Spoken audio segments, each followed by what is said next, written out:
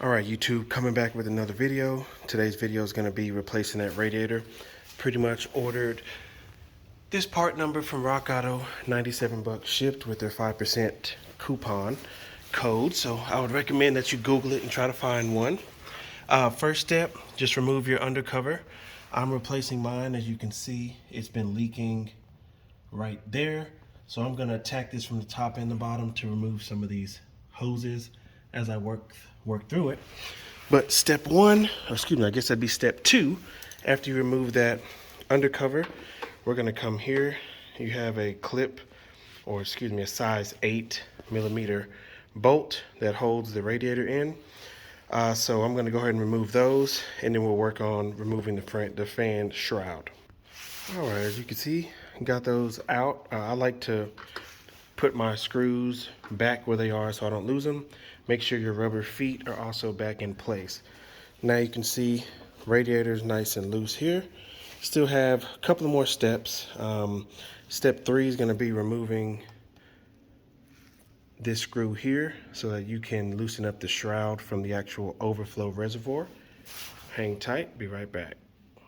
All right, once you get that screw off, you'll see two little clips on each side, which you'll squeeze and try to remove one-handed. If not, here we go, it's coming up. All right, so that's that. I'm going to place that off to the side a bit. Now your coolant overflow is loose. Now we got to work on this fan shroud. Let's see here, and we got to obviously, step 4 would also be to loosen that fan. You will need a clutch fan tool. I believe my fan is still, I should be able to loosen it up with the vice grips that I used last time, because I just got done changing the main drive belt and the AC belt, so it should still be tight, or excuse me, not as tight. So I'm going to go ahead and work on that. All right, so for me, like I mentioned, using that vice grip actually worked for me. So if you don't have a clutch fan tool, maybe try that. It all depends on who's worked on the car before, how tight it is, how tight you put it back after, you might have put it on after working on the car. So spin that off and I'll be right back. Now there's also supposed to be two little clips, one that goes here and one that goes there. As you can see, I don't have that, so I'm gonna go ahead and try to work this fan shroud up. Let's see if I can record it. Oh, got a plug right here as well.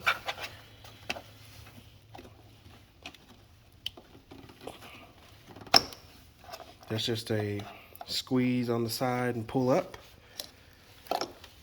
Put that out the way. We're gonna undo these hoses in a minute as well, and also drain the radiator. I'm gonna work on getting this fan shroud up. I know that there's the coolant lines are also in the fan shroud, so we're gonna have to undo that.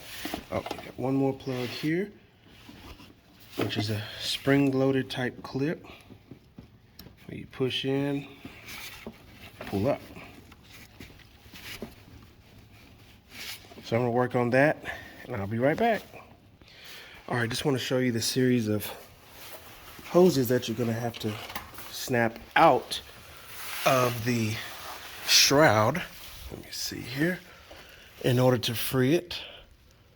So you have some hoses here. Here's those two hoses I was showing you. So as you can see, they actually sit, or at least they start in the shroud on both sides. But they come down here. This one's actually already popped out, so that's okay. There's another one there.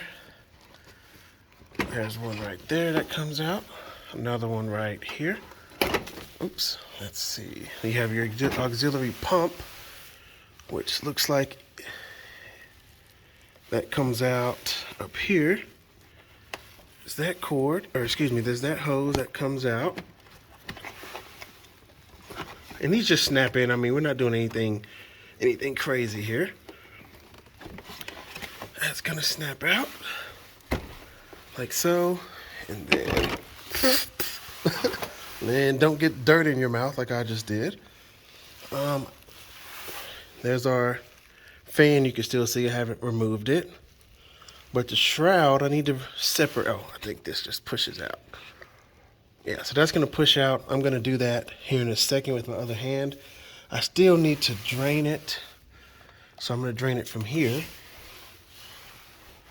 I actually think this is our drain cock. So I'm going to try to twist this and pull it out and see if we can drain from here. And if not, we'll have to try to drain from the coolant hoses. So I'll be right back. Wanted to record that. All you do is twist on your drain cock there and pull down. And as you can see, it is draining. So a lot of people were fiddling with the radiator hoses, and you know, most radiators are going to have a drain cock like this. Some screw out, some pull out. So just check with your manufacturer on yours. But for the BMW, it is located in that corner, and that's why I took the lower cover off. So now that I have it drained, we will work on the upper hoses here. I just pull up. Let's see here. That's just pull up there. We have our lower hose, which I gotta figure out how to get to that one. So I'll do that in a second. And I still have to loosen up that auxiliary pump, so I'll be right back. I wanted to show y'all one thing before I pull this radiator or the shroud out. So this is that auxiliary pump I was telling you about. This has a connector on it that you want to pull out first. Spring load it again. And this just slides back in or slides out. So we want that out. We want that out. We want to free up our two lines on our coolant reservoir bottle. And it should, oh, I still need to do my lower hose. Darn it. But the shroud is actually ready to come up. Let's see if I can do it with one hand. Let's see what's hanging me up down there.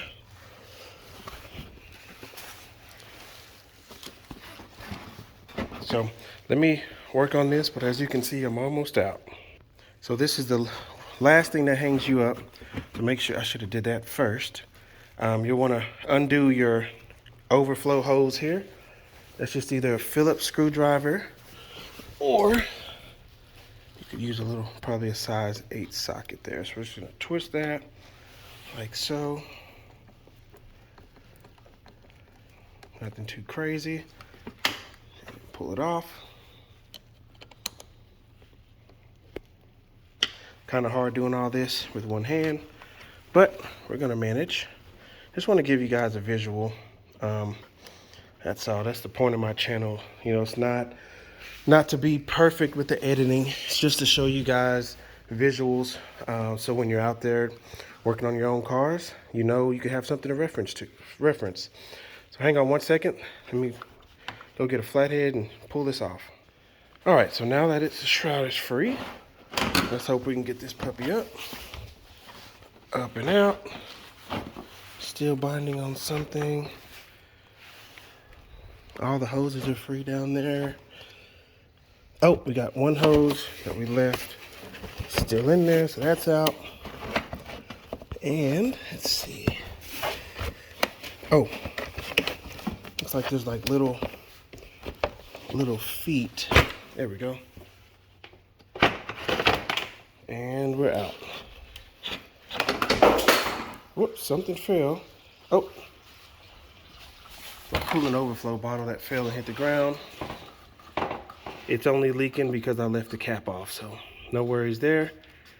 I'm glad that little nipple didn't break, or else now I'd have to go buy something else. So that's okay. Shroud is out. And let's take a look here. Yeah, this radiator's in bad shape. So from this point, guys, it's gonna be pretty simple. I mean, there's my upper radiator hose that we undid. And now we have to, whoa, almost slipped and fell. Now we have to do our lower radiator hose, which has a clip on it. and then this puppy will be out. So I will come back once I pull it out. One thing I want to add as well, which I might be missing one, but there's this little foot on here that you want to twist and remove. We're going to transfer that. It looks like I'm supposed to have another one right there, which I don't have, but we're going to transfer that to the new radiator. And then of course your coolant overflow reservoir hose there. And this thing should be ready to pull out. It looks like it just separates from there. Let's see. It's loose and ready. That lower radiator hose is a bitch, by the way. So let me use my other hand here, separate this joker out of here, and we'll pull it out and get it out. So just be mindful when you're pulling this out. The radiator sits in this little shelf, was what I'm going to call it. And so it does have to snap out of that. And once you jiggle it and rock it, you'll be ready to come on out. Still draining fluids. Thought I drained it all, clearly I didn't. So I'm gonna let that still drain, and then we'll be ready to pull that out. But in the meantime, I'm gonna go ahead and get this new radiator situated, and I'll be back. So just wanted to pop back into the video real quick and show you, because you probably will run into the same thing. I am having some trouble here with getting the radiator out and around. Let me show you guys. There's a little foot. I don't know if you can see that. Let's see. There's a tiny foot on the radiator right there. So as I'm pulling, it's getting caught on that power steering hose. So I'm trying to work around that to get it pulled out. Looks like this radiator has been leaking for a long time, so I'm glad I'm able to get this puppy replaced before I get stranded. I just drove the car on a turnaround trip to Houston to go pick up my wife's Ford Edge Sport. So I'm glad it didn't break down. That would have sucked bad, but you gotta do what you gotta do, right? So I'm gonna still work on that. By the time I come back, I will have had this pulled out. I do want to share one thing. Earlier, I misspoke when I said that you needed to transfer this foot on the bottom of the radiator. The aftermarket radiator came with them.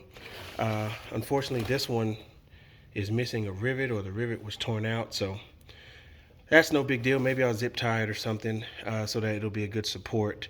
But you do not have to transfer this. I guess you could I could break that off really and try to twist this one in as a substitute, which I actually may do, so I'll decide on that.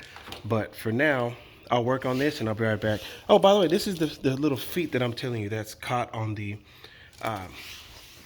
damaged one in the car. It's caught on that hose, so figure out how to get that out. All right, ladies and gents, I have the radiator out. Few key points to note. This side, this is the passenger side. This little, I call it a bump out, actually gets stuck and hits the frame rail. So you'll have to cock it and tilt it outwards. And then on the driver's side of the radiator, this has a little bump out with a little cliff on the tip, which actually goes down off in there, and it gets hung up on that. So you can get it out from the top. It does pull directly out. Now is a good time while you have the fan off to go ahead and address your AC compressor belt and also your main drive belt. Sorry guys, my son keeps coming out here. He actually brought me some water. He asked me if I wanted something to drink, and I said sure. But as I was saying, now's a good time to go ahead and change your drive belts. That's your AC compressor belt. That's your main drive belt. I did it already. I did it in the last video. So if you want to watch the couple videos ago that I uploaded, you'll see me give some advice and instruction on how to do this. But essentially, you take for this top one, you take your size 16 socket and you pull over to the right to drop this tensioner right here down, and then that is how you release the tension off the belt. And then you'll just follow that diagram, that path, to get the belt back on. And then down here, another tensioner, size 16, drop that down. And I mean, this one was the easiest one. Both of them are going to be super easy when you have this much space to work with. But when that fan shroud is on, and you can't actually do anything. So, and then just some other key points. This is your thermostat housing as well, and then this is your water pump. So it's just nice to see. It's nice to be able to locate it. This water pump actually looks pretty easy to change. Doesn't look too involved. So if I need that, I'll do a video on that at some other point. So great. Well, I'm going to go ahead and get this new radiator assembled, and then I'll show you a couple of more steps on how to get it back in. And honestly, it's just going to be a reverse of what you did to pull it out. So I'm not going to film that. But we will compare the old radiator to the new radiator, which looks pretty good to me. So I'm going to go ahead and get some stuff transferred over and get it back in the car. All right, so since my little foot is broken, I didn't want to zip tie it because I figured the zip tie would melt once this radiator got hot. So I just screwed in the old foot from the stock radiator. Again, it just goes in and twists and locks in. Pretty much same height, it should serve the same purpose as that one. So we're gonna go ahead and pop these caps off.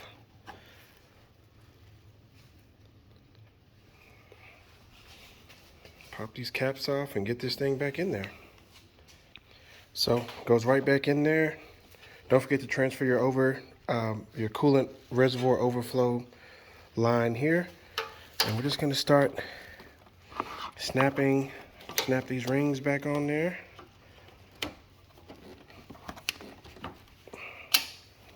That's on there. We'll do our bottom hose here.